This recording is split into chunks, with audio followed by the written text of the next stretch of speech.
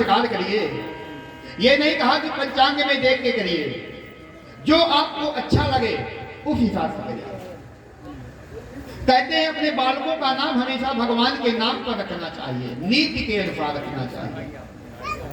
ऐसा नाम रखो जो कल की कथा में आपने सुना था ना, अजामिल ने अपने बालक का नाम नारायण रखा था और उससे उसकी मुक्ति हो गई। हम अपने बच्चों का नाम, किसी का नाम चिंकू, मिंकू, इंटू, पिंटू, इंकी, पिंकी, दुनिया का नाम रखते हैं, पता ही नहीं चलता क्या है, इनका मतलब ही क्या है पता ही नहीं चलता। बच्चों का नाम टोनी है, कुत्ते का नाम भी टोनी है। भगवान के नाम पर अपने बालकों का नाम रखना चाहिए कि कम से कम जान के नाम लोगे तब भी पुण्य होगा, अनजाने में नाम लोगे तब भी पुण्य होगा। ये भगवान का नाम तो अपना असर करेगा ना, इसलिए भगवान के नाम पर ही अपनी संतान का नाम रखना चाहिए। आज महाराज वशिष्ठ मुनि इन चारों बालकों का नाम संस्कार कर रहे हैं।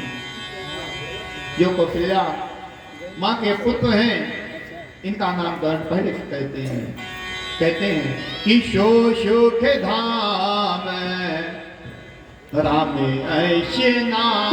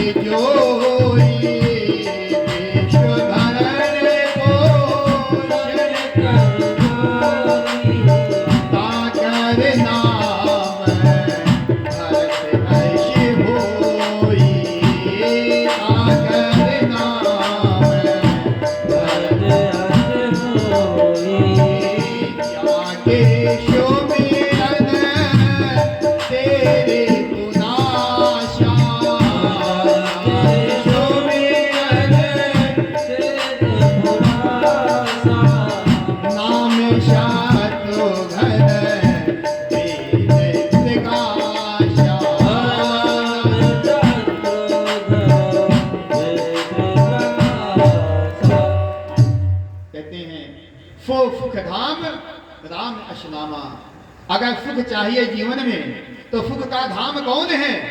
राम ही सुख का धाम है।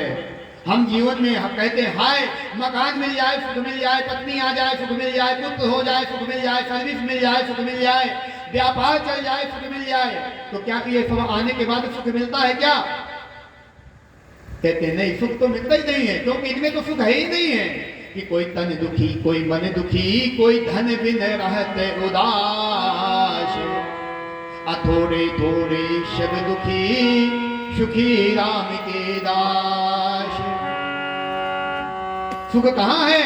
तो सुख कहाँ है? तो सो सुख धाम राम ऐसे नाम। अगर सुख चाहिए तो राम के नाम में ही सुख है। सकल लोकदायक विश्रामा, प्रत्येक व्यक्ति विश्राम करना चाहिए। कोई बैठे बैठे थक गया, कोई काम कहते कहते थक गया, कोई घूमते हुए थक गया। क्या चाहता है? एकांत चाहता है, और एकांत में अच्छा गद्दा हो, अच्छी हवा, मधुर हवा चल रही हो, सुगंधित, और वो सोना चाहता है। तो ये विश्राम कहाँ मिलेगा? कहते हैं राम का नाम लोगेगे, राम का नाम लोगे तो सुख भी मिलेगा और विश्राम भी मिलेगा। इसके बाद कहते हैं भगवान श्री राम विष्णु के अवतार थे, और भगवान विष्णु के ही अंशावतार कौन थे? भरत जी थे। सृष्टि के रचयिता कौन है? ब्रह्मा जी हैं। सृष्टि के पालनहार भगवान विष्णु हैं, और सृष्टि के संहार करता महादेव हैं। तो भगवान विष्णु के अंशावतार कौन थे? भरत जी थे कि विश्व भरने को शरण करी जोई, अता कर नाम भरत ऐसी होई। संपूर्ण संसार का भरण पोषण करने की जो क्षमता रखता है वो कौन है? वो भरत है। और कि जाके सुमेरन तेरी पुनाशा, कहते हैं जिसके शत्रु बढ़ गए हो, दुश्मन बहुत बढ़ गए हो, उसको क्या कहना चाहिए? उसको शत्रुघ्न का नाम लेना चाहिए। नाम शत्रुघ्न वेद प्रकाशा, लक्षण धाम राम प्रिय सकल जगत आधार। अगुरु वशिष्ठ दही राखी है लक्ष्मण नाम उदार। लक्षण धाम राम प्रिय, अगर सबको सबसे ज्यादा अगर भगवान राम को कोई प्रिय है तो कौन है? लक्षण धाम राम प्रिय, यही तो प्रिय है। जब जब भगवान अवतार लेते हैं, शेषावतार को अपने साथ में लेकर के आते, इतना प्रिय। वन में गए तो भी लक्ष्मण जी साथ में गए, लक्ष्मण जी की पत्नी गई नहीं गई, लेकिन लक्ष्मण जी गए। इस प्रकार से चारों बालकों का नामकरण संस्कार हुआ। धीरे धीरे ये बालक बड़े होने लगे। एक दिन क्या हुआ, भगवान राम, कहते हैं माता जो कैकेयी थी, ये प्रसंग तमिल रामायण में मिलता है। माता कैकेयी भगवान श्री राम को बहुत चाहती थी। भरत शत्रुघ्न को तो ननिहाल जाने दिया, लेकिन कैकेयी ने कभी राम को ननिहाल नहीं जाने दिया। समझिएगा, कैकेयी को भगवान राम से इतना प्रेम था कि कैकेयी कभी भी राम को अपनी आंखों से दूर नहीं जाने देती। अपने हाथ से खिलाना, अपनी गोद में बिठाना, अपने साथ फैन में सुलाना, एक पल भी कैकेयी भगवान को अपनी आंखों से ओझल नहीं होने देती। एक दिन की बात है, बहुत सुंदर प्रसंग है ये। हम लोग कैकेयी में दोष देखते हैं, इस प्रसंग से कैकेयी के दोष की निवृत्ति होती है। कहते हैं एक दिन की बात है, भगवान श्री राम बालक तो थे ही, खेलते खेलते आए और माता कैकेयी की गोद में बैठ गए। जब माता कैकेयी की गोद में बैठ गए, माता कैकेयी ने कहा, पुत्र बोलो क्या चाहते हो? भगवान राम ने कहा, मां तुम जो खिलाती हो मैं खाता हूं, जहां खेलने जाने देती हो वहां मैं खेलता हूं, जहां सुलाती हो वहां मैं सोता हूं। क्या तुमने ये भी कभी जानने की कोशिश की कि मैं चाहता क्या हूं? जब राम जी ने कहा कैकेयी से कि तुम जानती भी हो कि मैं क्या चाहता हूं, कैकेयी ने कहा, बोलो पुत्र क्या चाहते हो? जो तुम चाहो, जो तुम मांगोगे मैं तुम्हें दूंगी। राम जी कहते हैं, माता दोगी? अवश्य दूंगी, जो भी तुम मांगोगे, यहां तक कि तुम मेरे प्राणों को मांग लोगे तब भी मैं तुम्हें दे दूंगी। भगवान राम ने कहा, मां मुझे आपके प्राण नहीं चाहिए, मुझे तो आपके कुछ वचन चाहिए। क्या वचन चाहिए? अब माता उन वचनों से हो सकता है आपका समाज में अपयश हो जाए। जो वचन मैं मांगने जा रहा हूं, उन वचन से आपकी समाज में निंदा होने लगे। माता कैकेयी कहती हैं, राम अगर तुम्हारी खुशी में मेरा अपयश हो रहा है, मेरी निंदा हो रही है, तो निंदा को होने दो। मैं तुम्हारी खुशी के लिए मैं वो वचन देने के लिए तैयार हूं। राम जी कहते हैं, मां हो सकता है कि जो मैं मांग रहा हूं उससे, उस वचन से भरत हमेशा के लिए तुम्हारा त्याग कर दे। जब राम जी ने कहा कि भरत तुम्हारा त्याग कर दे, तो कुछ पल के लिए कहते हैं कैकेयी असमंजस में पड़ गई कि मांगना क्या चाहे। अगर भरत ने तुम्हारा त्याग कर दिया तब मां क्या करोगी? माता कैकेयी कहती हैं, अगर भरत भी मुझे त्याग कहना चाहता है तो त्याग दे, लेकिन तुम्हारी प्रसन्नता के लिए मैं तुम्हें जो कुछ मांगोगे मैं तुम्हें दूंगी।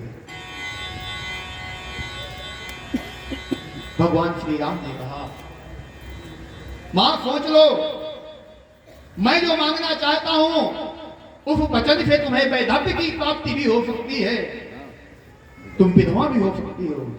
मैं तुमसे ऐसा वचन मांगना चाहता हूं। जब महारानी कैकेयी ने सुना कि मैं विधवा भी हो सकती हूं, एकदम से फूट गई। कहते हैं इस संसार में नारी अगर सबसे ज्यादा किसी को चाहती तो अपने पति को चाहती है, कभी भी वो विधवा नहीं होना चाहती।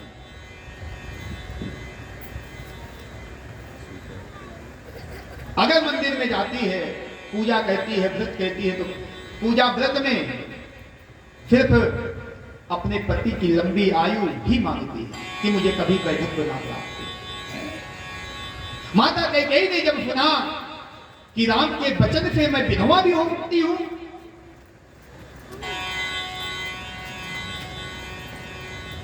तो कहते हैं माता कैकेयी ने मन में विचार किया, क्या एक तरफ राम की खुशी है और एक तरफ मेरा वैधव्य है। कहते हैं राम को इतना चाहती थी माता कैकेयी की आंखों से झरझर के आंसू बह रहे हैं, लेकिन फिर भी माता कैकेयी ने कहा, पुत्र बोलो तुम्हें क्या चाहिए, मुझे विधवा होना भी स्वीकार है। अगर तुम्हारी खुशी में मैं विधवा भी होती हूँ तो मैं विधवा हो जाऊं, लेकिन मैं तुम्हारी प्रसन्नता चाहती हूँ, बोलो राम क्या चाहते हो। राम जी ने कहा, मां मैं यहां राज भोगने के लिए नहीं आया, मुझे पता है आपके दो वचन हैं जो पिताजी के पास में पड़े हुए हैं। पिताजी मुझे निश्चित रूप से राजा बना देंगे। मैं चाहता हूं कि भरत का राज्याभिषेक हो और मेरा वनवास हो, क्योंकि बहुत ऋषि मुनि बैठे हैं, हजारों वर्षों से तपस्या कर रहे हैं मेरी एक झलक पाने के लिए, और मैं यहां राजा बन करके नहीं बैठ सकता। मुझे वहां जाना होगा। कैकेयी के आंखों से बारंबार अश्रुपात हो रहा है, ये क्या हो गया। मैंने तो कभी सोचा भी नहीं था कि राम मेरी आंखों से दूर जाएगा, और राम ने आज स्वयं मान लिया कि मुझे तुमसे दूर जाना है। मैं कैसे रहूंगी राम के बिना। कहते हैं कैकेयी की आंखों से बारंबार अश्रुपात हो रहा है। राम को देख रही हैं। राम जी जब माता कैकेयी को देखते हैं रोते हुए, तो राम जी की आंखों से अश्रुपात होने लगा। मां मेरी पीड़ा समझो, मैं यहां राज वैभव भोगने के लिए नहीं आया हूं, मुझे वन जाना ही पड़ेगा।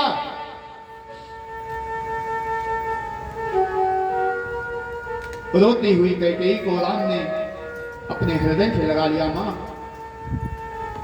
मुझे क्षमा करना, मुझे पता है बहुत कठिन है, तुम्हारा अपयश हो जाएगा, भरत जैसा पुत्र तुम्हारा त्याग कर देगा, वैधव्य की प्राप्ति हो जाएगी, समाज तुम्हें गालियां देगा, और आने वाला इतिहास कभी अपनी पुत्री का नाम कैकेयी नहीं रखेगा।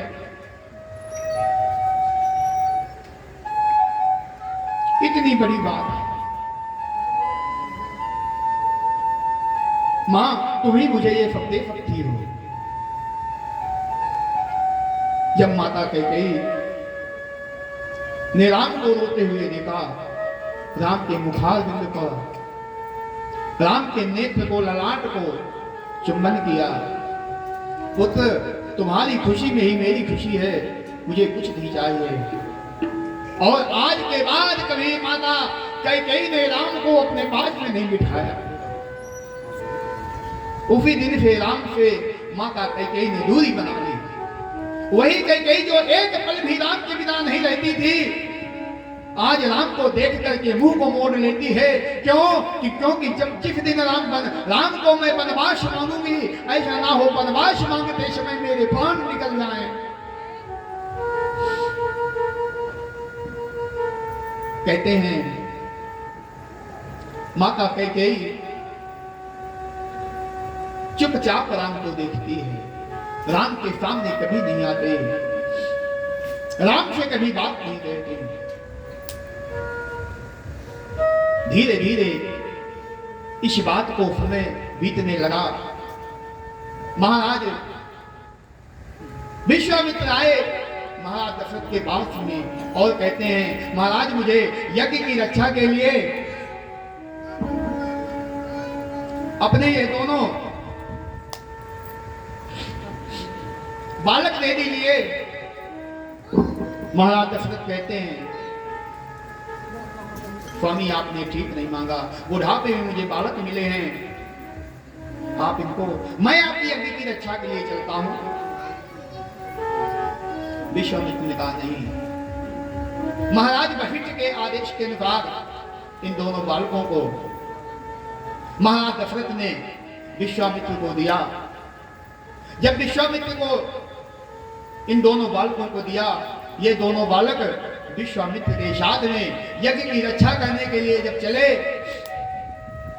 तो कहते हैं महाराज विश्वामित्र बारंबार राम जी से कहते हैं कि जो भी राक्षस मिले मार देना।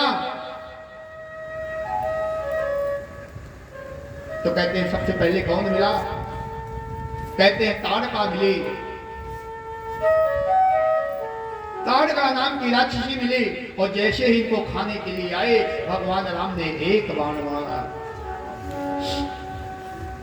और एक बाण से इसके प्राण निकल गए कि एक ही बाण प्राण हर लेना, एक ही बाण प्राण हर लेना, दीन जाने प्रभु निज पद दीना, दीन जाने प्रभु निज पद दीना। एक ही बाण से ताड़का के प्राणों को ले लिया। वहां गए, यज्ञ मंडप की रक्षा की, यज्ञ की रक्षा की। मारीच स्वाल इत्यादि राक्षस आए, भगवान के अस्त्र शस्त्र के सामने कोई नहीं टिके। हजारों लाखों राक्षसों का वध करने के उपरांत कहते हैं रास्ते में अहिल्या का भी कल्याण किया भगवान ने। और विश्वामित्र राम जी को लेकर के अब जाते हैं कहां? जनक की नगरी में,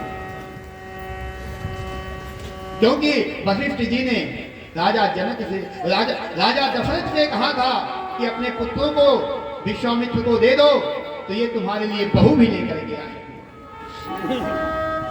जब राजा जनक के यहां पहुंचे तो सीता का स्वयंवर चल रहा। महारानी जानकी बगीचे में गई थी पुष्प चुनने के लिए, वहां भगवान श्री राम की भेंट भी होती है और ये बहुत ही मार्मिक प्रसंग हैं। बहुत समय लगता है इनमें। कहते हैं जब पहुंचे वहां जनक की नगरी में, जहां सीता का स्वयंवर हो रहा था, धनुष रखा हुआ था, सभी राजा महाराजाओं ने धनुष को उठाने की चेष्टा की, लेकिन कोई भी धनुष को उठाने में सक्षम नहीं हुआ। जब कोई भी धनुष को उठाने में सक्षम नहीं हुआ, गुरु का आदेश पाकर भगवान श्री राम गए और धनुष का खंडन किया। सीता के साथ में विवाह हुआ। सीता के साथ में जब विवाह हो गया तो कहते हैं राजा जनक के एक पुत्री और थी जिसका नाम था उर्मिला। ये जो सीता थी ना, ये दैहिक पुत्री नहीं थी, जैविक पुत्री नहीं थी। महाराज जनक ने इसको जन्म नहीं दिया था, ये भूमि पुत्री है। लेकिन जो उर्मिला है यह जैविक पुत्री है। महाराज जनक ने जब देखा ये सुंदर से सुकुमार हैं और मेरी दोनों पुत्रियां और दोनों सुंदर कुमार, तो कोई भी संसार का पिता चाहता है कि मेरी पुत्री से जितनी योग्य मेरी पुत्री है उससे ज्यादा योग्य उसको पति मिले। कहते हैं महाराज जनक के भाई के भी दो पुत्रियां थी, मांडवी और श्रुतकीर्ति। भगवान श्री राम ने जब धनुष तोड़ दिया, धनुष तोड़ने के उपरांत माता जानकी ने भगवान श्री राम के गले में जयमाला पहनाने के लिए खड़ी हैं, तो प्रसंग आता है कि भगवान श्री राम झुकते नहीं हैं और महारानी जानकी का हाथ वहां तक जा नहीं पाता। कुछ पल व्यतीत हुए तो भगवान लक्ष्मण जी आते हैं, भगवान के चरणों में गिर जाते हैं और जैसे ही भगवान लक्ष्मण जी को उठाने के लिए झुकते हैं उतने भी माता जानकी जयमाल डाल देती हैं। बोलिए सियावर रामचंद्र भगवान की। इधर महाराज दशरथ को निमंत्रण भेजा जाता है। महाराज दशरथ भरत और शत्रुघ्न को लेकर के जनकपुरी की ओर प्रस्थान करते हैं। जनकपुरी में आकर के कहते हैं उर्मिला का विवाह लक्ष्मण जी के साथ में हुआ, मांडवी का विवाह भरत जी के साथ हुआ, श्रुतकीर्ति का विवाह शत्रुघ्न के साथ में हुआ। इस प्रकार से यह चारों कन्याओं का विवाह यह चारों राजकुमारों के साथ में हो गया। महाराज जनक बहुत आनंदित हैं और महाराज दशरथ बहुत आनंदित हैं। कहते हैं महाराज दशरथ ने प्रणाम कर लिया, किसको? जनक को। महाराज जनक ने कहा ये प्रभु आप क्या कर रहे हैं, मैं लड़की बच्चा हूं, मुझे प्रणाम करना चाहिए। महाराज दशरथ कहते हैं नहीं, आप दाता हो, मैं भिखारी हूं। आप देने वाले हो, देने वाले का हाथ ऊपर होता है, लेने वाले का हाथ नीचे होता है। आप दाता हो, मैं भिखारी।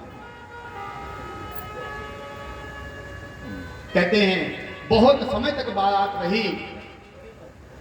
अब तो लड़की का जो जन्म होता है तो विवाह भी होता है और विवाह के बाद एक ना एक दिन तो उसको विदा करना ही पड़ता है, यही संसार की रीत है। आज वह विदाई का समय आ रहा है माता जानकी का। तो कहते हैं बारंबार जनक जी आते हैं और सीता के मुखारबिंद को देखते हैं। जानकी आज मुझे छोड़ करके चली जाएगी। कहते हैं कन्या के विवाह के बाद जब विदाई होती है ना, सबसे ज्यादा पिता ही होता है। ये बात मैंने पहले भी कही थी। पहले क्या कही थी, जीवन पर्यंत सत्य घटना है और जीवन पर्यंत यही बात कहनी है कि जितना पिता रोता है उतना कोई नहीं रोता। मां तो रोती है, मां को रोते हुए सब कोई देख लेता है, लेकिन पिता को रोते हुए कोई नहीं देखता। जब पुत्री की विदाई होती है पिता कहीं नहीं दिखाई देता। महाराज जनक सीता के पास में आए, कहते हैं पुत्री, यह पुत्री ही होती है जो दो कुलों को पवित्र करती है, एक पिता के कुल को और एक पति के कुल को। बहुत सुंदर नीति उपदेश दिया। कहते हैं पुत्री के विवाह के बाद माता पिता को उपदेश देना चाहिए और ज्यादा संपर्क में नहीं रखना चाहिए। जो पुत्री विवाह के बाद ज्यादा संपर्क में अपने मायके से रहती है, कहते हैं उसका घर नहीं बसता। ये सत्य है।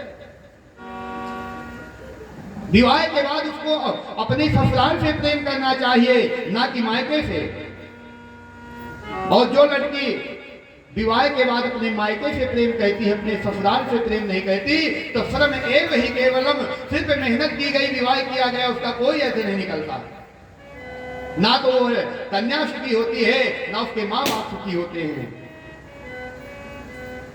बहुत सुंदर उपदेश दिया माता जानकी को, उर्मिला को, मांडवी को, श्रुतकीर्ति को। वही बात आ रही है, जनक की आंखों से अश्रु बात हो रहा है। महाराज जनक कहते हैं मैं विदेह राज हूं। अगर किसी को ज्ञानी कहा गया है तो ज्ञानी राजा जनक को कहा गया, जिसके सामने सुखदेव भी ज्ञान लेने के लिए आए थे। महाराज जनक कहते हैं कि जब आज मेरी पुत्री विदा होकर के जा रही है, मेरा हृदय फटा जा रहा है। मैंने सीता को जन्म तो नहीं दिया। यही बात महाराज कर्ण ने कही थी कि मैंने शकुंतला को जन्म तो नहीं दिया, लेकिन इसका पालन किया है। आज जब ये विवाह होकर के अपने पति के साथ में जा रही है, मुझे लग रहा है कि मेरा हृदय फट जाएगा, मेरी मृत्यु हो जाएगी। वो व्यक्ति धन्य है, वही पुरुष धन्य है जो अपनी पुत्री को जन्म देता है और जन्म देने के बाद कैसे सहर्ष से उसको विदा कर देता है, और विदा करने के बाद जीवित कैसे रह जाता है। राजा जनक कहते हैं पुत्री, इस संसार का नियम है कि कन्या की विदाई होती है। आज से तुम्हारे ये दशरथ जी पिता हैं, और जो तुम्हारी सास है वो माता है। तुम्हारे जो देवर हैं तुम्हारे पुत्र के समान है, भाई के समान हैं। जिस तरह से तुम हमें प्रेम कहती थी, उसी प्रकार से तुम इन्हें प्रेम करना। कभी हम में और इनमें कोई अंतर मत समझना।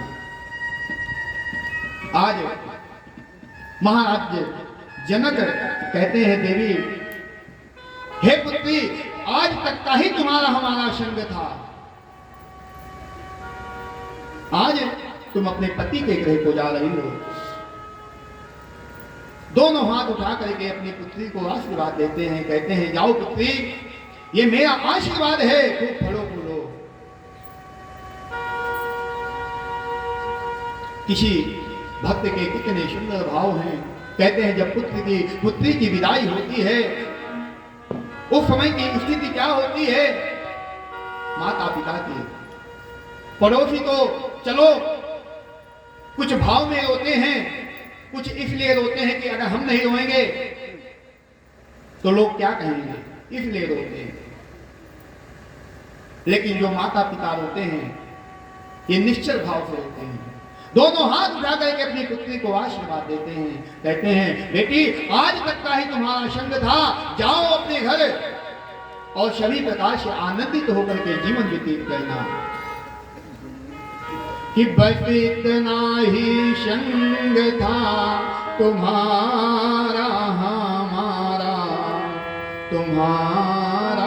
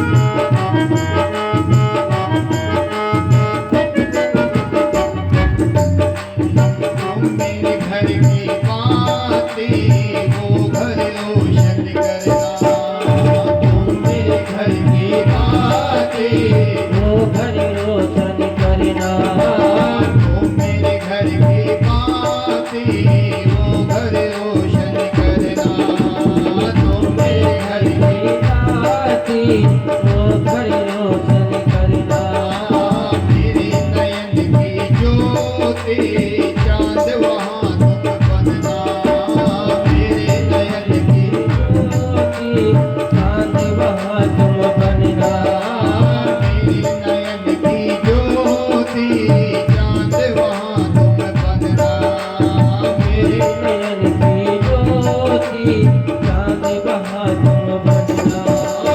वो घर आबाद हुआ, घर शोना हुआ हमारा। वो घर आबाद हुआ, घर शोना हुआ हमारा। कितना ही रंग का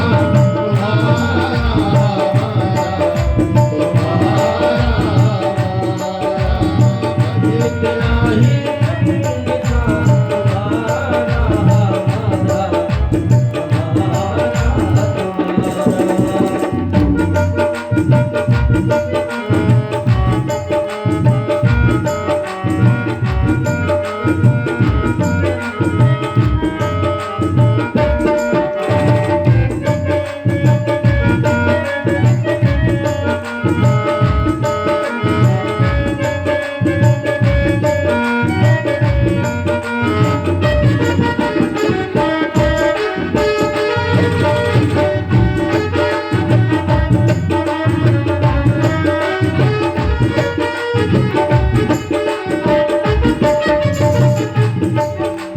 कहता है हर कोई तो दादी की परछाई। कहता है हर कोई तो राजी की परछाई। कहता है हर कोई तो दादी की परछाई। कहता है हर कोई तो राजी की परछाई।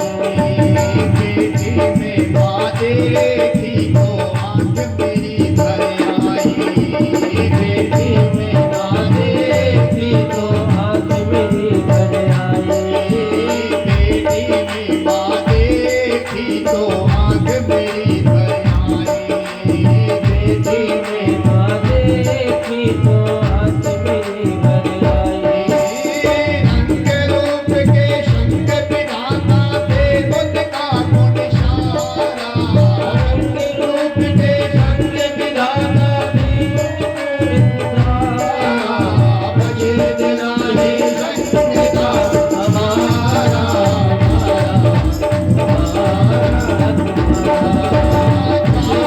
बेटी खुश रहना रे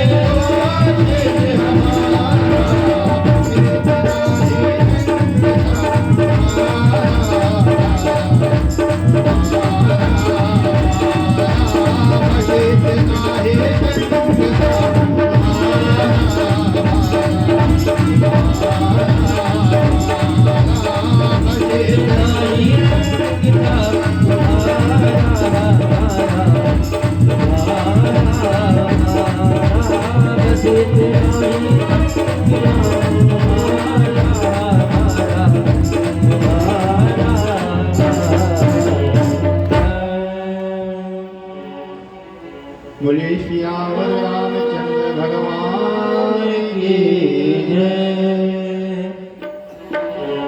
कहते हैं सभी जनकपुर वासियों ने बहुत ही भाव विफल होकर के अपने आप को किसी तरह संभाल करके इन चारों पुत्रियों की विदाई की। जब ये चारों पुत्रियां राजा जनक के महलों से विदा होकर के अयोध्या की नगरी में राजा दशरथ के यहाँ आई। जब राजा दशरथ के यहाँ ये चारों पद्में आती हैं तो राजा दशरथ सबसे पहला काम क्या कहते हैं? कहते हैं अपने तीनों रानियों को बुलाते हैं। अपनी तीनों रानियों को बुला करके पाश में कहते हैं सुनो, आज मैं एक बहुत महत्वपूर्ण बात कहता हूं और इस बात का सभी पालन करना। क्या बात कहते हैं? महाराज दशरथ कहते हैं कि बधुअलरे के पर घर आई। बधुअलरे के पर घर आई।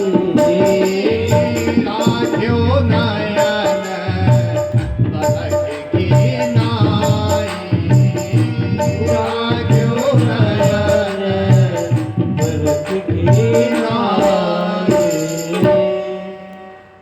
ये उपदेश दिया। ये जो बधुएं आई हैं, नए घर में आई हैं, यहाँ के माहौल को नहीं जानती, हमारे स्वभाव को नहीं जानती, हमारे परिवेश को नहीं जानती। इसलिए इनको कैसे रखना, जिस प्रकार से पलकें आंखों को रखती हैं उसी प्रकार से तुम इन बहुओं को रखना। महाराज दशरथ ने बहुत सुंदर समझाया अपनी इन रानियों को, लेकिन जो विधि का विधान होता है वो कहाँ चलता है। वह धीरे धीरे समय आ रहा है। महाराज दशरथ सभा में बैठे हुए थे, विचार आया कि मैं वृद्धावस्था को प्राप्त हो रहा हूं, मुझे राम को युवराज बना देना चाहिए। मंत्रियों से सलाह ली, सभी ने साधु साधु कह करके महाराज दशरथ के मनोबल को बढ़ाया और आज वह समय भी आ गया जब मंथरा ने देखा कि गुप्त मंत्राएं चल रही हैं राम के राज्याभिषेक की, और उधर भगवान ने माता कैकेयी से पहले ही ये मांग लिया था कि मुझे बन जाना है। इधर देवताओं ने माता सरस्वती को प्रेरित किया कि राम को ऐसा ना हो राज्याभिषेक हो, जो राम का अगर राज्याभिषेक हो जाएगा तो दुष्ट रावण, कुंभकर्ण, मेघनाथ और जितने सारे खल हैं इनका वध कैसे होगा। तो इन्होंने सरस्वती को भेजा कि जाओ मंथरा की बुद्धि को भ्रमित कर दो। मंथरा की बुद्धि भ्रमित हो जाएगी तो मंथरा कैकेयी की बुद्धि को भ्रमित कर देगी। माता कैकेयी अपने भवन में थी, उनके पास में ये मंथरा आती है और कहती है तुम्हें पता है क्या हो रहा है। कैकेयी ने कहा बताओ क्या हो रहा है। बहुत दुखी मन से कैकेयी के पास में बैठ गई और कहती है तुम इतनी भोली हो कि अब बहुत जल्दी तुम्हारा बुरा समय आने वाला है। कैकेयी ने कहा बताओ ऐसा क्या हो गया, मेरे राम तो ठीक हैं। कैकेयी का पहला वचन था मेरे राम तो ठीक है। बाद में भरत शत्रुघ्न इत्यादि लक्ष्मण को पूछा, महाराज को पूछा, लेकिन पहले राम को पूछा। मंथरा कहती है हाँ ठीक है, और उन्हीं की वजह से तुम्हें दुख आने वाला है। तुम ऐसा दुख भोगोगी जैसे विनता ने भोगा था। विनता का उदाहरण दिया। महारानी कैकेयी को समझाते हुए मंथरा कहती है राम को युवराज पद जब मिल जाएगा तो महारानी कौशल्या राजा की माता हो जाएंगे और तुम सवत हो। तो सवत की क्या दशा होती है। बहुत कान भरे। कहते हैं कैकेयी तो पहले नहीं मानी, बहुत डांटा। तो मंथरा रोने लगी, कहती है कौन को होए हमें का हानि, अचेरी छाड़ न होई हम रानी। अरे राम राजा बन जाए और चाहे भरत राजा बन जाए, अरे कैकेयी मुझे तो तेरे तेल की मालिश ही करनी है, मुझे तो रानी नहीं बन जाना। लेकिन मैं चाहती हूं कि तेरा पुत्र राजा बने। महारानी कैकेयी माता सरस्वती के द्वारा बुद्धि भ्रमित की गई तो मंथरा की बातों में आ गई और मंथरा ने कहा कि तुम दशरथ से अपने दोनों वचन मांग लो। कौन से वचन? वही वचन जो महाराज देवासुर संग्राम के समय में महाराज दशरथ ने दिए थे। और कैकेयी ने कहा था समय आने पर मैं मांग लूंगी। आज वही समय आ गया जब महारानी कैकेयी अपने वचनों को मांगती है। अपने वचनों को मांगने के लिए क्या किया तो कहते हैं महारानी कैकेयी ने कोप भवन का सहारा लिया। पहले क्या होता था, जब माताएं रुष्ट हो जाती थी, नाराज हो जाती थी, तो कोप भवन में चली जाती थी। पता चल जाता था राजाओं को कि देवी नाराज है। इधर मंत्रियों से मंत्राना करने के उपरांत जब महाराज दशरथ आए, पता चला कैकेयी कोप भवन में है। महाराज दशरथ कांप गए, क्योंकि वो कैकेयी के स्वभाव से परिचित थे। कैकेयी एक बार जो जिस चीज की जिद कर दे उसको पूरा करके ही मानती। महाराज कैकेयी के पास में गए और पूछा, देवी तुम्हारे रुष्ट होने का क्या प्रयोजन है? कहते हैं कैकेयी ने बहुत सारे शब्द कहे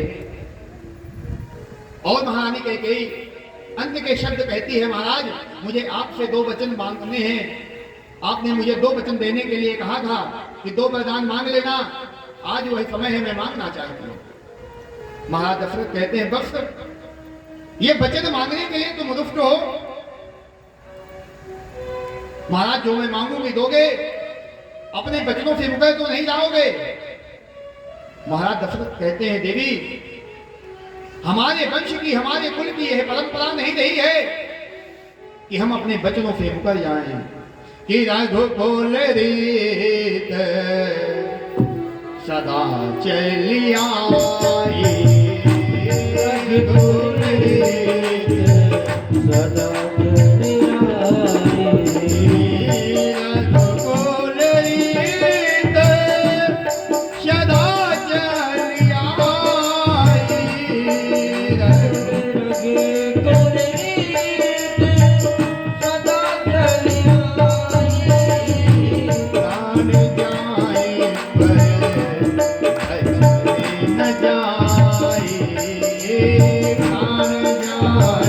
प्राण जाए पर। अरे महारानी, ये हमारे रघुकुल की परंपरा है, हमारे प्राण चले जाएं लेकिन हमारे वचन कभी नहीं जा सकते। तुम्हें क्या लगता है मैं झूठ बोलूंगा? मैंने तुम्हें झूठा वरदान दिया था कि तुम वचन मांग लेना? नहीं देवी, झूठ नहीं बोल सकते, अपने प्राणों का त्याग कर सकते हैं, असत्य के रास्ते पर नहीं चल सकते। कि नहीं असत्य शम पाता के पूंजा, नहीं असत्य शम पाता के पूंजा, आखिर शम हो कि कोटि के गोंजा, आखिर शम हो कि कोटि के गोंजा। महारानी, असत्य के समान कोई पाप नहीं है, झूठ बोलने के समान कोई पाप नहीं है। कहते हैं हम एक झूठ बोल देते हैं और उस एक झूठ को छुपाने के लिए झूठ पर झूठ बोलते चले जाते हैं। कहते हैं सत्य बोलने में जितनी परेशानी नहीं है ना, उतनी परेशानी झूठ बोलने में है। कैसे? अरे सत्य हम एक बार कह देंगे और जो किया है वो हमेशा याद रहेगा, और झूठ जो होता है जो हमने किया ही नहीं है वो बोलना है। हमने बोल दिया, हम वहां बैठे थे, उस आदमी से हमने ये बात की, ये हमने झूठ बोल दिया। अब ये बात हमको हमेशा याद करके रखनी पड़ेगी। तब भी वो पूछ सकता है कि तुम कहां बैठे थे, तो हमको बताना पड़ेगा उस जगह पे बैठे थे, ये बात की। झूठ बोलने वाले के ऊपर ज्यादा भार रहता है, इसलिए सत्य का सहारा लेना चाहिए। महाराज दशरथ कहते हैं, क्या ये जो गुंजा होती हैं ये पर्वतों का रूप ले सकती हैं क्या? नहीं, असत्य समुपादक गुंजा, असत्य के समान कोई दूसरा पाप नहीं है। बोलो देवी क्या चाहती है? जब महारानी कैकेयी को निश्चित हो गया कि जो कुछ मैं मांगूंगी महाराज दशरथ देंगे, तो सुनो, मांगती हैं। क्या मांगती हैं? पहला वचन कि सुनो प्राण भावत जी का सुनो प्राण प्रिय भावत देहु एक वर हर नहीं टेका देहु एक वर महाराज पहला मैदान में मांगती हूँ क्या? मैं भरत का राज्याभिषेक चाहती हूँ, मैं राम का राज्याभिषेक नहीं चाहती, भरत का चाहती हूँ। महाराज दशरथ ने कहा कि अभी तक तो तुम्हें राम बहुत प्रिय थे। महारानी कैकेयी कहती हैं ठीक है मुझे प्रिय थे, लेकिन मैं चाहती हूं कि राम का राज्याभिषेक नहीं भरत का राज्याभिषेक हो। महाराज दशरथ ने कहा देवी ये वचन मैंने तुम्हें दिया, सहर्ष दे दिया, बोलो दूसरा वचन क्या मांगती हो? अब देखिए थोड़ी देर की बात है, शांति बना करके रखें। कहते हैं दूसरा वचन क्या मांगती हैं? ये दूसरा वचन बहुत कठिन मांगती हैं। माता कैकेयी देखने में तो सरल है लेकिन बहुत कठिन है। क्या कहा माता कैकेयी ने? माता कैकेयी कहती है कि तापस बेश विशेष उदासी तापस वेश तापस वेश विशेष उदासी तापस वेश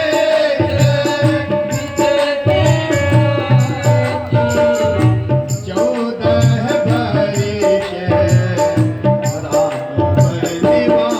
वर्ष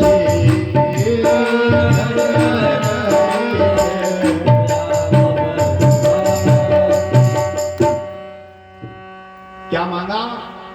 तापस वेश, तपस्वियों का भेष हो और विशेष उदासी।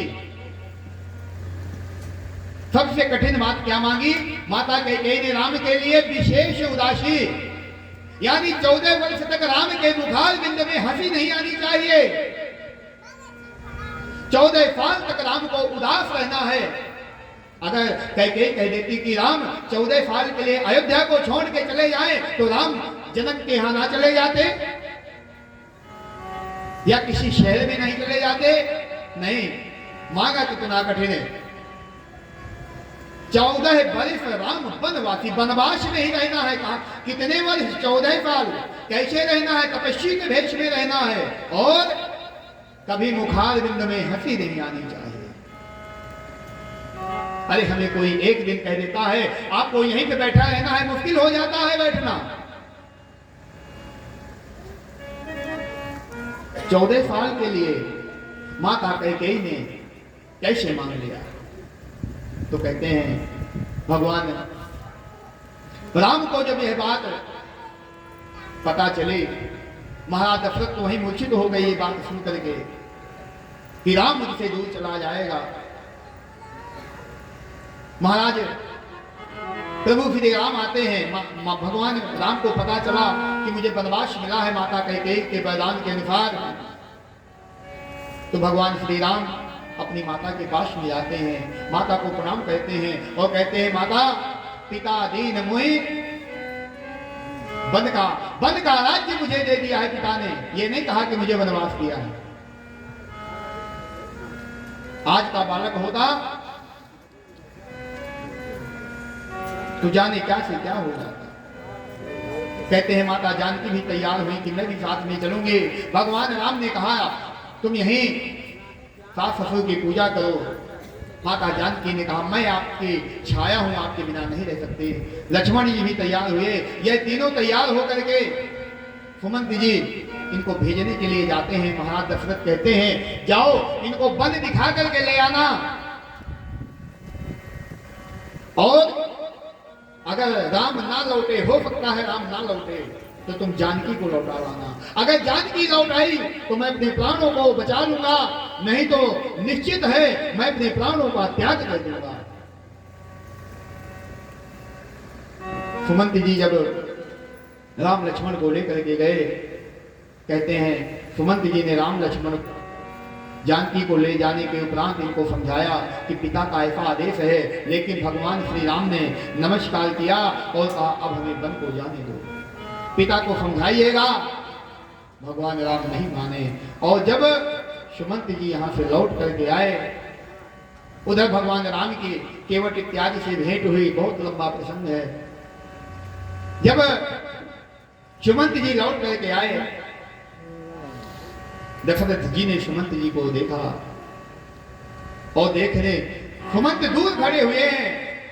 दशरथ जी मन में कहते हैं, मुखारविंद से निकलता है कि हार गुनंदन प्राण प्रीति हार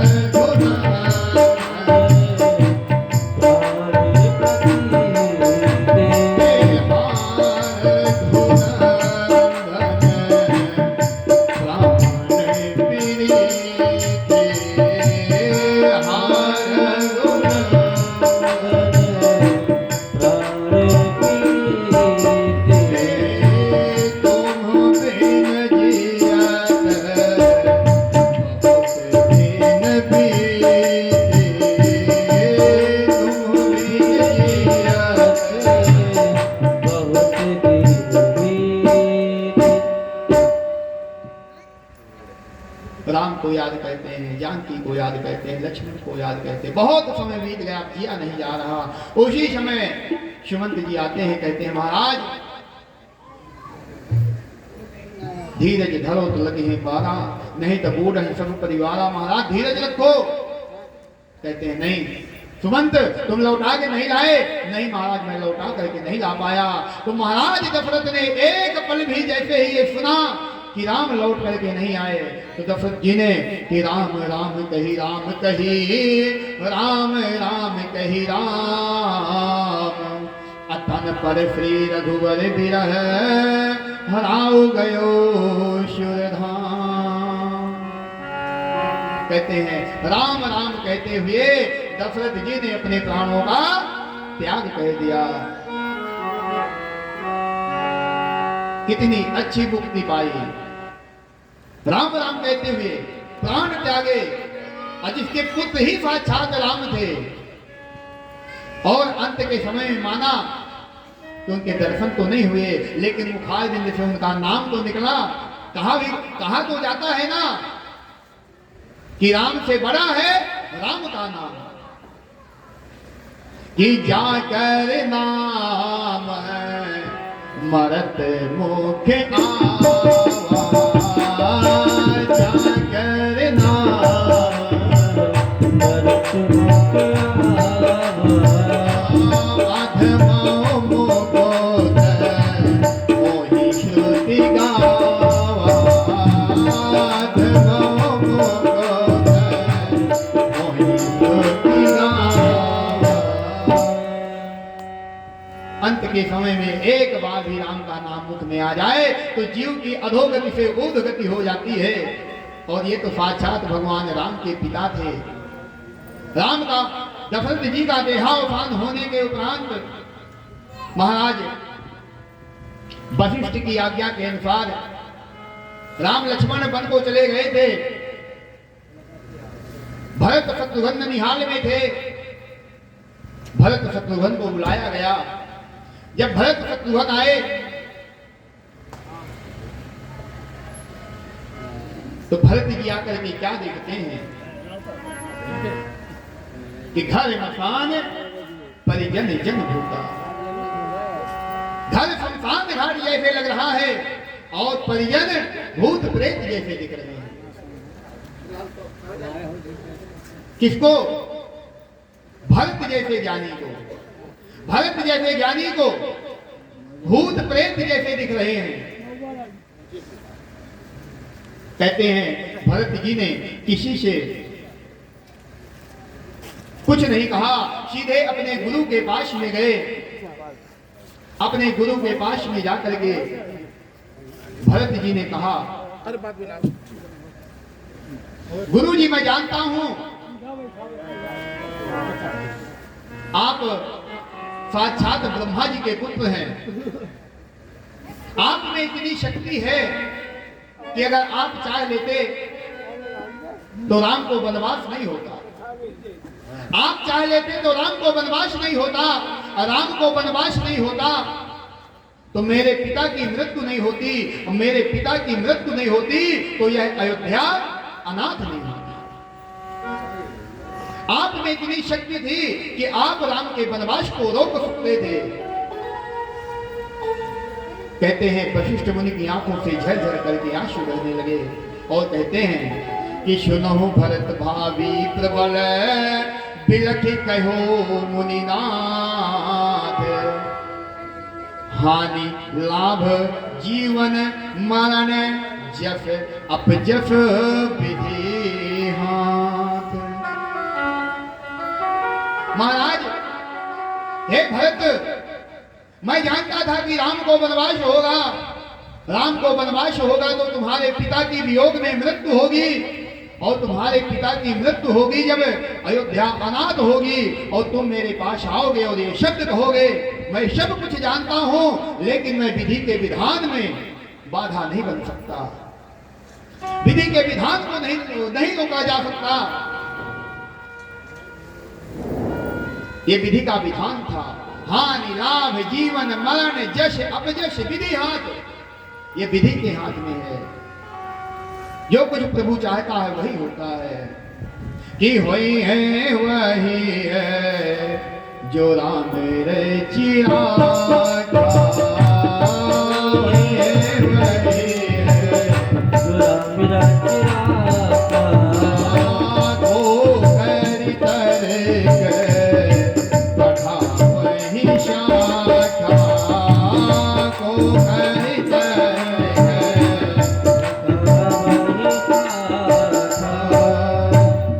कहते हैं वशिष्ठ मुनि ने बहुत समझाया भरत जी को।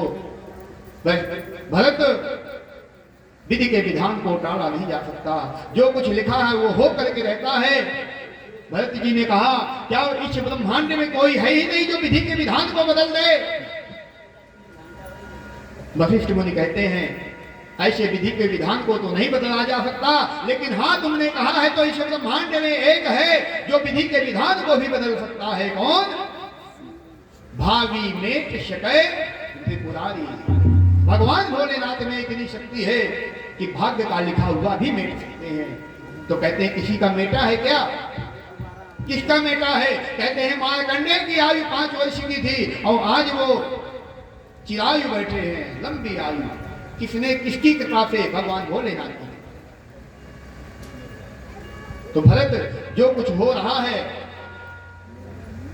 सामने जो कर्म आ जाए वो कर्म कहते चलो। भाग्य, किसी को दोष ना दो, ना तो कर्म को दोष दो ना भाग्य को दोष दो, क्योंकि अपनी जगह में भाग्य भी सही है और अपनी जगह में कर्म भी सही है। कहते हैं भाग्य प्रेरित करता है कर्म करने के लिए। जो लिखा है आज उसी प्रकार से रास्ता बनता चला जाता है और हमको उस रास्ते पर चलना ही पड़ता है। प्रत्येक व्यक्ति संसार में अच्छा धन चाहता है, अच्छी पत्नी चाहता है, अच्छी संतान चाहता है, अच्छा नाम चाहता है, अच्छा पद चाहता है, अच्छा यश चाहता है, अच्छा वैभव चाहता है, अच्छा साम्राज्य चाहता है और उसके लिए वो अच्छा कर्म भी करना चाहता है, लेकिन नहीं कर पाता। क्यों? उसका प्रारब्ध उसको जाने ही नहीं देता। लाख प्रयास कर लो, जाने ही नहीं देता। तभी कहते हैं कि प्रारब्धो पहले रचा पीछे रचा शरीर। अरे हमारे जो प्रारब्ध की रचना है हमारे शरीर की रचना के पहले हो गई है। कि प्रारब्धो पहले रचा पीछे रचा शरीर। अतुलसी चिंता क्यों करें भजले श्री रघुवीर। वशिष्ठ मुनि ने कहा, भरत, मन को दुखी मत करो, मन को दुख मत दो। ये विधि का विधान था जो हो गया। कोई किसी को सुख दुख नहीं देता। भरत जी कहते हैं, मेरे भाई, मेरी माँ जैसी भाभी वन में धक्के खा रहे होंगे, ऐसी ऊबड़ खाबड़ जमीन पर चल रहे होंगे, कहाँ सोते होंगे, क्या खाते होंगे, कैसे रहते होंगे, कितना दुख दिया मेरी माँ ने इन्हें। बारंबार भरत जी कहते हैं ऐसी माँ से तो मैं बिना माँ का ठीक था, इस माँ ने मुझे कलंक लगा दिया। कहते हैं ये जो सुख और दुख है ना, ये कोई किसी को नहीं दे सकता। कहा गया सुखस्य दुखस्य न कोपि दाता, कोई किसी को सुख दुख नहीं देता। कि काहो न को सुख दुख करता, काहो न को सुख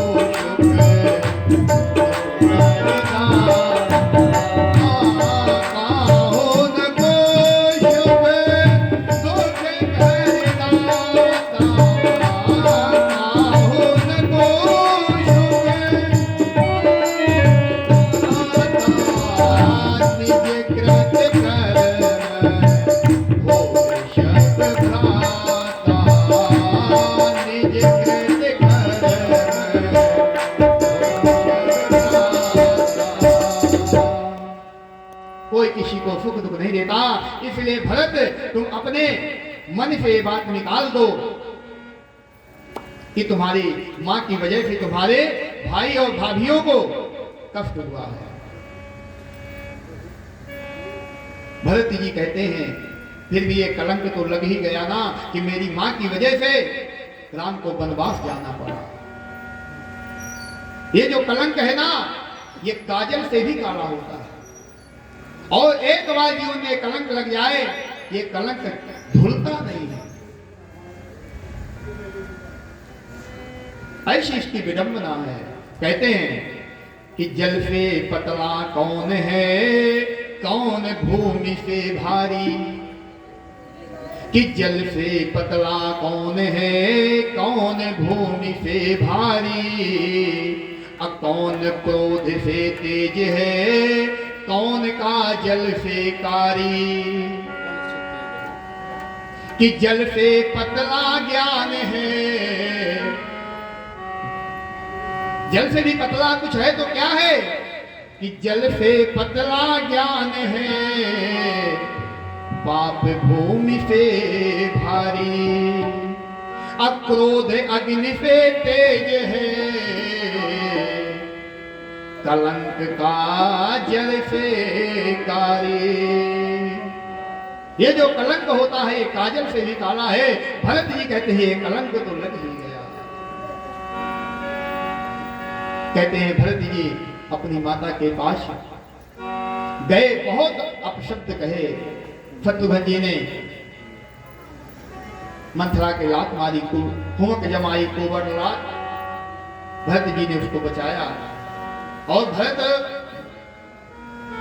शत्रुघ्न महाराज गुरु वशिष्ठ के साथ में महाराज जनक को लेकर के भरत राम जी को मनाने के लिए जाते हैं उस पावन चित्रकूट धाम में, जहां आज भी मंदाकिनी गंगा बहती है।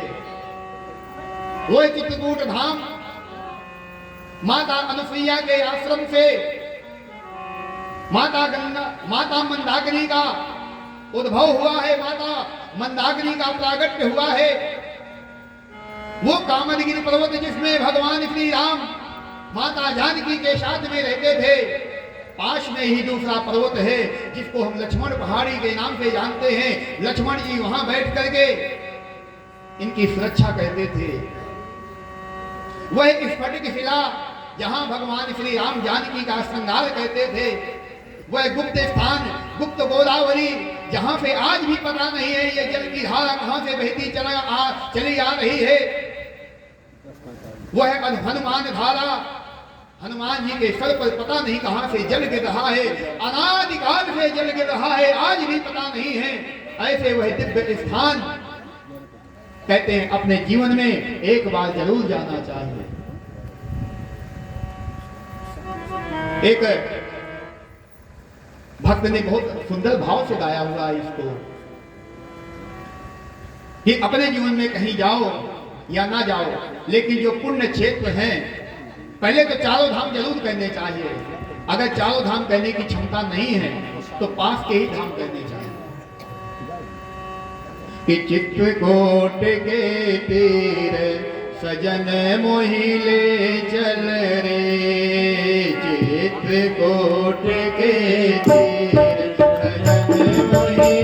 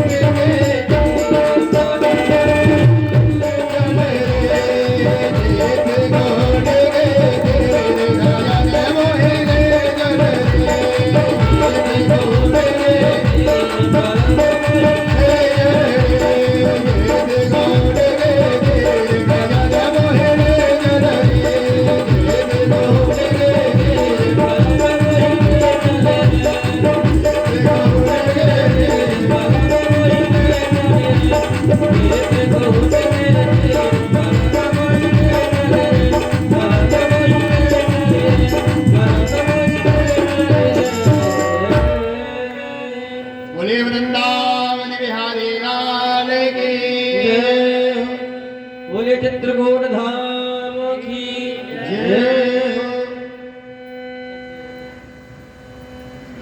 कहते हैं भगवान श्री राम को वापस करने में भरत जी सक्षम नहीं हुए। वहां से पादुकाएं लेकर के आए और पादुकाओं को राज सिंहासन पर रखा। नंदी ग्राम में रह करके राजकाज चलाने लगे। राजकाज चलाने के उपरांत महाराज और आगे काल समय चक्र के अनुसार कहते हैं सूर्पनखा आई और सूर्पनखा ने कहा तो सम पुरुष नमो सम नारी, तुम्हारे समान कोई पुरुष नहीं है, मेरे समान कोई नारी नहीं है, इसलिए हम विवाह कर लें। वह अपमानित की गई और अपमान की ज्वाला को लेकर के अपने भाई के पास में गई और भाई ने अपनी बहन का अपमान पूरा करने के लिए, अपमान का बदला लेने के लिए कहते हैं उसके पहले खरदूषण आए और भगवान ने खरदूषण का वध कर दिया। सूर्पनखा रावण के पास में गई, कहती है कि खरदूषण का वध हो गया। दो वनवासी आए हैं, उन्होंने मुझे अपमानित किया है, तुम्हें चुनौती दी है, तो अपनी बहन का बदला लो। रावण ने जब सुना कि खरदूषण का वध हो गया, रावण जान गया कि खरदूषण मोहिशम बलवंता अति नहीं कुमारे बिन भगवंता।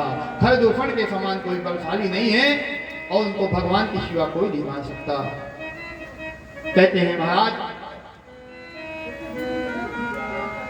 रावण ने भगवान से बैर किया और बैर करने के उपरांत सीता का हरण किया। भगवान श्री राम ने सुग्रीव से मित्रता की। सुग्रीव से मित्रता कहने के उपरांत बाली का वध किया और वानरों की सेना का साथ लिया, समुद्र में पुल बनाया और लंका पर विजय प्राप्त की। विजय प्राप्त करने के उपरांत पुनः जानकी को प्राप्त किया। इस प्रकार से भगवान लौट करके पुनः अयोध्या धाम को गए और उनका राज्यकाज पुनः प्रारंभ हो गया। बोलिए श्याम रामचंद्र भगवान की जय। आगे की कथा कहते हुए सुखदेव स्वामी कहते हैं, हे राजा परीक्षित,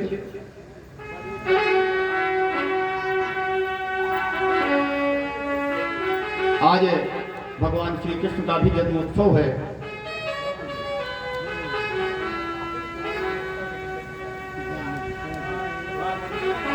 हम उस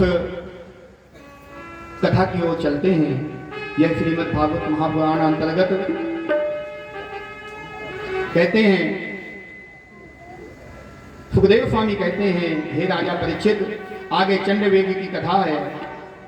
चंद्रवंश में महाराज याति हुए। ऐसे तो बहुत विस्तार है चंद्रवंश का, मैं सूक्ष्म रूप से लेता हुआ चल रहा हूँ। यही राजा याति हुए, इनके 5 संतान हुई और इन्हीं 5 संतानों में इनकी 2 पत्नियां थी, देवयानी और शर्मिष्ठा। देवयानी महाराज शुक्राचार्य की पुत्री थी और ये जो शर्मिष्ठा थी राजा की पुत्री थी, लेकिन देवयानी का अपमान करने की वजह से वो भी दासी के रूप में गई और इनकी 5 संतानें हुई। 2 संतानें देवयानी की हुई और 3 संतानें शर्मिष्ठा की हुई। और जब ये बात महाराज शुक्राचार्य को पता चली तो उन्होंने श्राप दे दिया कि समय के साथ तुम वृद्ध हो जाओ। महाराज ययाति ने कहा कि इससे आपकी पुत्री को कष्ट होगा।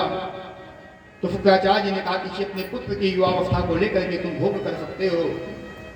महाराज ययाति अपने पुत्रों के पास में आए और कहा कि तुम लोग मुझे अपनी युवावस्था दे दो, क्योंकि अभी मेरी कामोप वासना अभी मेरी शांत नहीं हुई है। ज्येष्ठ पुत्र ने मना कर दिया कि मुझे मात्र दोष लगेगा। सबसे छोटे पुत्र ने अपने युवावस्था दी। 10,000 वर्षों तक भोग किया महाराज ययाति ने, फिर भी ये काम वासना शांत नहीं हुई। एक दिन ग्लानि हो गई, ना जाता काम कामानाम उपभोगे न शमिति हविषा कृष्ण वर्तमायु सा भूपा एव अभी वरधते। ये काम वासनाएं भोगने से घटती नहीं है, नित्य निरंतर बढ़ती चली जाती है। अपने पुत्र को बुलाया और राजकाज वापस देकर के वन की ओर प्रस्थान कर गए। इन्हीं आगे वंश में यदुवंश चला। बाकी का जो चंद्रवंश का विस्तार है, ये कथा मैं आपको कल भी सुनाऊंगा। आज अब समय हो रहा है, भगवान के जन्म की ओर चलते हैं। कल कुछ और समय ले लेंगे, 1 घंटे और पहले बैठ जाएंगे। इसी वंश में आगे यदुवंश में नवनंद हुए, सूरसेन वसुदेव इत्यादि की कथा। वसुदेव की 7 पत्नियां थी, जिसमें सबसे छोटी देवकी थी। यही देवकी के गर्भ से भगवान का प्रागट्य होना है। कहते हैं महाराज उग्रसेन के एक पुत्र हुआ। जब इनकी पत्नी गर्भवती थी तो दुमिल नाम के राक्षस की छाया पड़ गई। छाया पड़ने से वह गर्भवती नारी के गर्भ में जो सात्विक विचार वाला संतान था, वह राक्षस प्रवृत्ति वाला हो गया। जब इस कंस का जन्म हुआ, कंस के जन्म के उपरांत ब्राह्मणों ने कहा, इस दुष्ट को जल में बहा दो, नहीं तो तुम्हारे वंश को बर्बाद कर देगा। महाराज उग्रसेन ने उस बालक को नदी में बहा दिया। महाराज सूरसेन ने पकड़ा और उस बालक का लालन पालन किया। वह बालक जब युवा हुआ, पता चला नारद जी के द्वारा कि मैं उग्रसेन का पुत्र हूं, तो अपने मित्रों को बुलाया। अकासुर, बधासुर, धेनुकासुर, अरिष्टासुर, पूतना, ये सब इसके मित्र थे। इनको बुला करके अपने पिता के ऊपर आक्रमण कर दिया और पिता को जेल में डाल दिया। वहीं ये देवकी जो बहन थी, इसका विवाह करने के लिए इसने वसुदेव के साथ में विवाह किया। और विवाह के बाद में जब विदा करने के लिए जा रहा था, आकाशवाणी हुई, अरे कंस, जिसको तू इतने प्रेम से विदा करने जा रहा है, इसी के 8वें गर्भ के द्वारा तेरी मृत्यु होगी। कंस उसको मारना चाहा, महाराज वसुदेव के द्वारा बचाया गया और इनको कारागृह में डाल दिया गया। समय काल चक्र के अनुसार कहते 6 बालक हुए। 6 बालकों को कंस ने वध कर दिया। 7वें में भगवान संकर्षण हुए और 8वें में भगवान श्री कृष्ण चतुर्भुज रूप धारण करके भगवान श्री कृष्ण महाराज देवकी और वसुदेव के सामने प्रकट हो गए। बोलिए कृष्णचंद्र भगवान की। कहते हैं परमात्मा तब आते हैं कि जब जब जब हो धर्म के हानि, जब हो धर्म की हानि, बाढ़े असुर अधम अभिमानी, बाढ़े असुर अधम अभिमानी। तब तब धारी प्रभु विविध शरीरा, तब धरी प्रभु हरहि कृपा निधि सहजन प्रिया, हरहि कृपा निधि।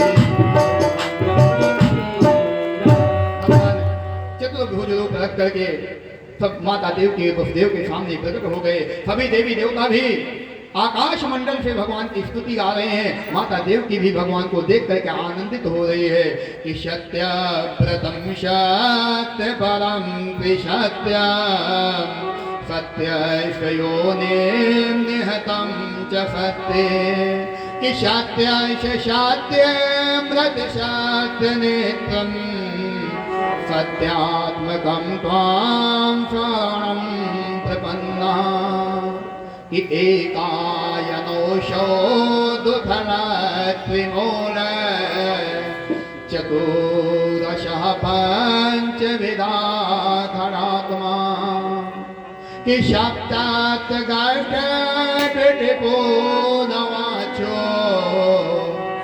दशच्छदि द्वे खगोह्यादिवृक्षा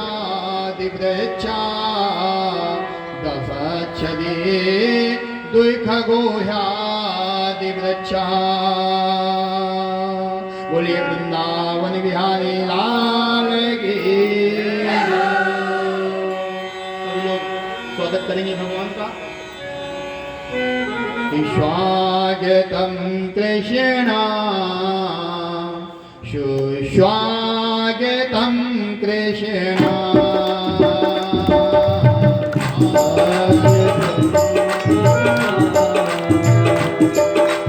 स्वागतम